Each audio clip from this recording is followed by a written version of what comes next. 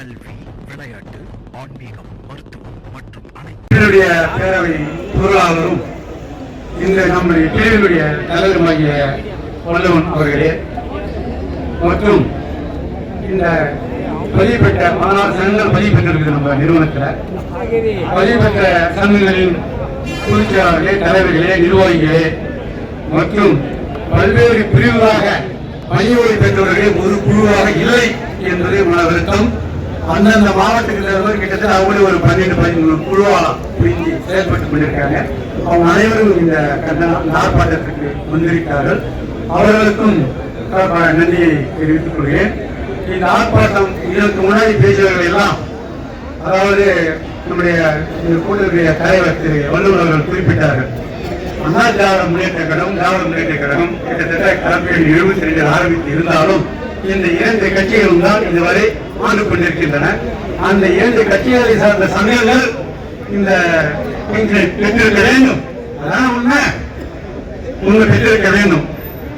ஏன் பெறணும்னு தெரியல. ஆனா எனக்கு முன்னாடி அவர் பேச்சு முத்தவரிடம், அவர் எங்களுடைய பொய்யாவாக இருந்தவர், அவர்களிடம் பழகியிருக்கிறேன், அவர்களிடம் பேசியிருக்கிறேன். அதே சமயத்தில் அண்ணா தொழிற்சங்கத்துடைய பவுண்டர் திரு ஆக்கு ஏழுமலை அவர்களை மறக்க முடியாது. அவர்களும் 100 பெட்ரோல் பங்கு 1 கேஸ் ஆரம்பிச்சிருந்தாரு. நமக்கு எவ்வளவு தேவை தெரியுங்களா? இந்த 9,000 குடும்பத்துக்கு எங்களுக்கு ஜிபிஎஃப் வேண்டும் சொன்னார்கள்.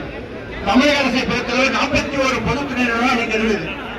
அந்த 41ல தமிழ்நாடு மின்வாரியம் மட்டும்தான் 1/2/1984 எங்களுக்கு இசிபிஎஃப் வேண்டாம், எங்களுக்கு பிஎஃப் தான் வேணும் அப்படி சொன்னதுனாலதான் இன்னைக்கு இபி அரசு ஊழியருக்கு நேர பென்ஷன் வாங்கிட்டு இருக்காங்க. நாம இன்னைக்கு தவறவிட்டோம். அது எந்த காரணத்தை தவறவிட்டோமே தெரியாது. ஆனா ஒரு கமிட்டியை கான்செப்ட் பண்ணி அந்த கமிட்டி என்ன பண்ணிச்சு, இதுல லாபம் இருக்குனாங்க, இபிஎஃப்ல லாபம் இருக்குனாங்க. எப்படின்னா அந்த கமிட்டி நம்ம சொல்லுது, நம்ம ஒண்ணே கமிட்டி போட்டோம் வச்சு அந்த தலைவர் என்ன சொன்னாங்க, இது மேனேஜ்மெண்டோட நம்மளுடைய சப்ஸ்கிரிப்ஷன் இருக்கு, மேனேஜ்மெண்டோட கான்ட்ரிபியூஷன் இருக்கு, அதுக்கு வட்டி இருக்கு. நம்ம ரிட்டையர் ஆகும்போது பிஎஃப்ல நம்ம 20 லட்சம் வாங்கணும்னா அரசு 10 லட்சம் தான் வாங்குவோம். நமக்கு அந்த 10 லட்சம் அதிகமா கிடைக்குது அப்படின்னு அந்த கமிட்டி ஒரு ரிப்போர்ட் கொடுத்து நம்ம ஏமாந்துட்டோம். உண்மையை சொல்ல போனா 1/84 ஏமாந்ததுதான் இன்னை வரை நம்ம கஷ்டப்பட்டு இருக்கோம்.